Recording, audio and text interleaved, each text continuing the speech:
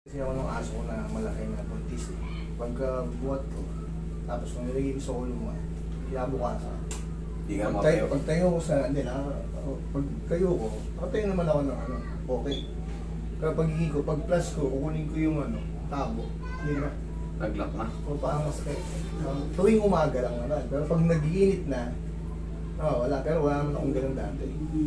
Doon lang dahil sa nagbuhat ka Oo, ng dahil aso. nagot ko. Kasi, ano eh, nangagat eh. Medyo, siyempre parang panik-panik. Walang collar yun eh. So, ginawa ko, binuhat ko, buntis. Mabigat. Yun lang, yun natatandang ko. Ano ka? Ngayon, sabi mo, ikaw na rin magsabi, sa umaga, medyo hirap. Pero once na nakakapag-move ka na, moves naman. Ganito yan. Ibig sabihin niya, nagsimula na yung bulging disc mo. Hindi pa siya totaling, may mga kilos pa lang na sumasabit up. Pero pag nagagalaw-galaw mo na, ayan, gumiginawa. Ibig sabihin yan, warning. Mas maganda yan na mapapacheck mo na agad, mapapa-adjust mo na agad. Hindi, hanggat hindi, mas maganda yan, hindi pa nararamdaman yung pamamanid-manid. Pag umubo ka, parang may nag-ground na sa ano mo. Meron akong massage chair eh. Ginawa ko, nung pagkatapos na, nilagay ko sa massage chair. Tapos kinoncentrate ko yung hagod doon. Akala ko mawawala. Hindi. Eh, tanungin mo, siya ganyan. Upo ka rito. Explain ko kasi niya yung ganyan ha. Upo ka rito. Tandaan nyo, siyempre, yung iba may kaya, may pambili ng gano'n yung mga massage chair. Pero hindi kayo therapist. Tandaan nyo, yung massage chair yan. May healthy yan. Pero may bad yan. Pag hindi kayo therapist, pinatamaan mo yung masakit. Ginanong-ganon mo, nilalabanan mo. Ikalulumpo nyo yan. Akala nyo maayos yun. Hindi. Ayan nga, pumunta yun dun sa mall. Nagpaganon siya. Umuwi siya na nakaganon. Kasi yung masakit sa kanya rito, di ba gumaganon yun? Hindi mo kayang labanan yun kasi machine yun. Pag diningan mo yun, iikasin yung buto mo nun. Lalo ka malulumpo. Pag-isip mo ng umaga, lalo, lamig pa sa mall, di ba?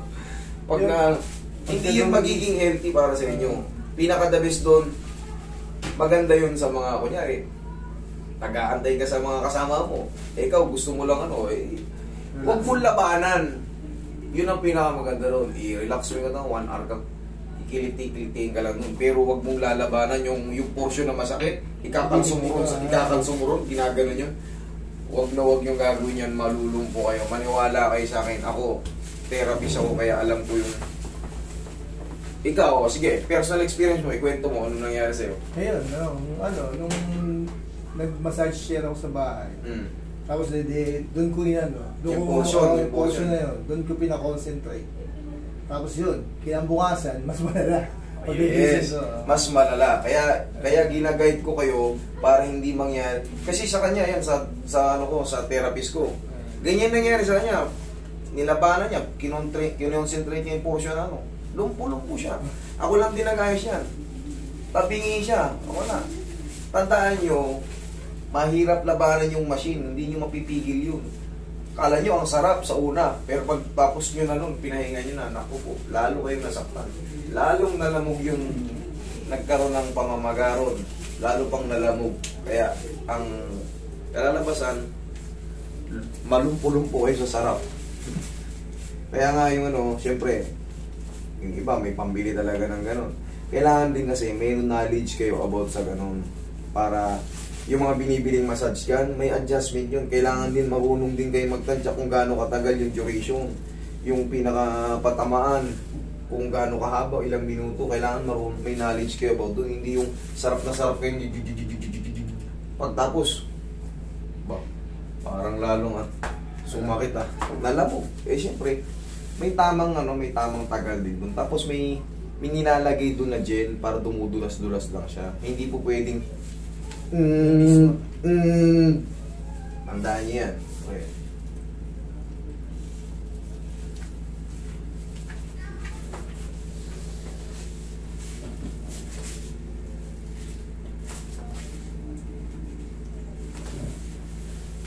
Okay, sir. Tayo ka.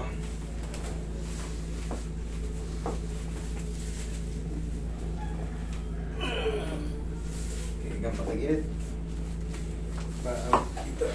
Yan, pilit. Ito lang sa'yo, budging disc lang to. Napakadali lang nito.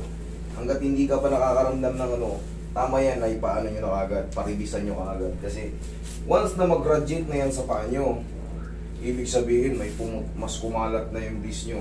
Yung sa inyo kasi, base din naman sa'yo yung magiging assessment ko eh. Sabi mo, maaga, medyo may kilos ka na, no? Pero pag tumatagal na, lumuluwag din. Pero ito parang hindi siya natatanggal. Nandiyan yung bulging disc nga. Bulging disc. Nandiyan pa lang. May mga certain position na talagang iindahin. Lalo sa umaga talaga. Eh, wala yan. Kumbaga, warning pa lang yan. Kailangan lang yan, makakaate yung likod mo. Masalansan yung mga vertebrae dyan.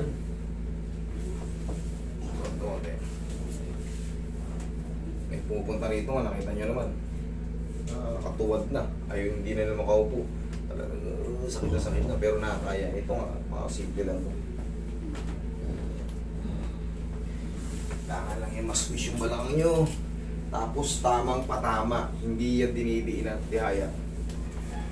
Hindi porkit masakit at nasasarapan kayo pag dinidiinan ay goods yun pagtapos. Akala nyo lang yun. Nalilil lang kayo ng vibration. Nalilil lang kayo ng mga ganun-ganun. Pagtapos yun, magduduso kayo. Mas masarap pa rin yung mga kamay. Dapat. Medium type. Kasi ang machine, pag gumanyan na yan, dire-diretso, tapos itinututok nyo pa ng ginaganon, eh ang kamay, dumudulas yan hanggang sa buong pano. Ito, bawasan nyo yun, pawis yung ano sir, lumiyap si sir.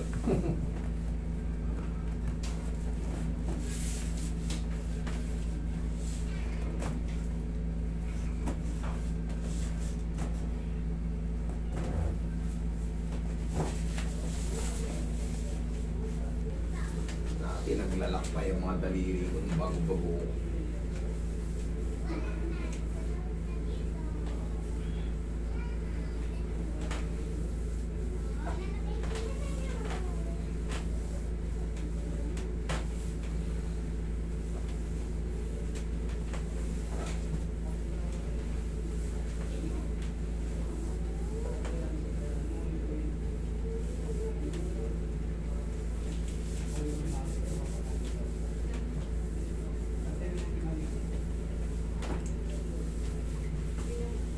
Yeah, sir.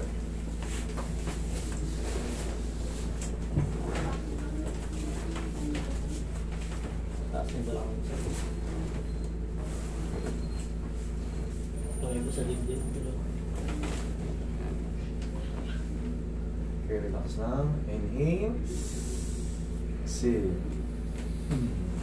Ganda lang. Yan ang pag-decompress sa mga bulging disc. Ngayon, ang magiging sikreto natin yan, sir. Kasi nag-warning ka na, pansin mo pag nakakakilos ka, gumaganda yung pan. Sa umaga pala, pag-gising pala natin, titingin na natin nag-isa. Para walang sasabit. Kasi once na nai-stack up tayo, di ba, natutulog tayo, stack up yan tagal eh. Naglalak yung mga, kung meron man compression, yung mga facet joint natin dyan, stack up. Kaya kailangan yan lumabutok.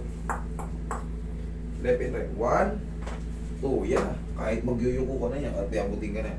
Pero once na minsan ito bibihira naman sa akin nakikinig yung mga batang-bata pa eh. Pag meron tayong lower back, syempre may mga partner tayo eh. To, seryoso to Pag may lower back tayo, hindi natin na, kasi pangkaraniwan natin ginagawa may partner tayo eh. Syempre gagalaw tayo. Gagalaw tayo. Pag gising nyo ng umaga, hindi nyo maalala, ang sakit ang balakang ko. Parang sakit. Hindi natin napapansin yun kasi nga, pangkaraniwan natin ginagawa yun.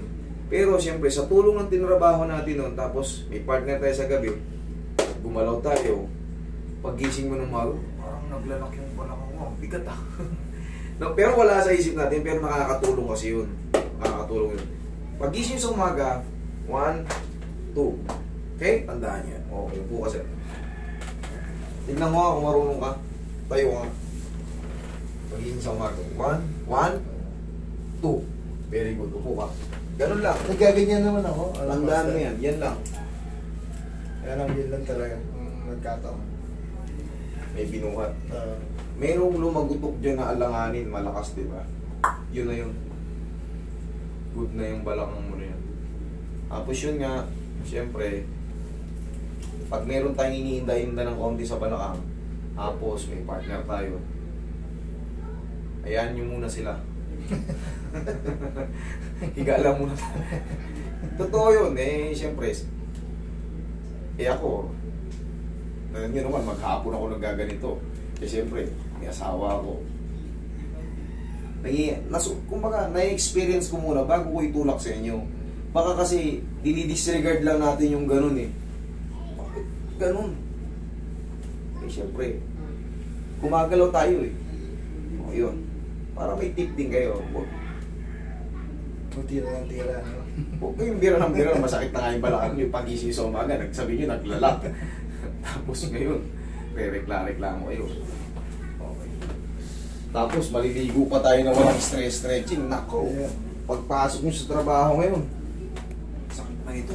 Pag-alis ko pala ng bahay, sakit na nito eh. Sa opisina, nalamigan kayo, may aircon doon, di sa LC. Ako yan.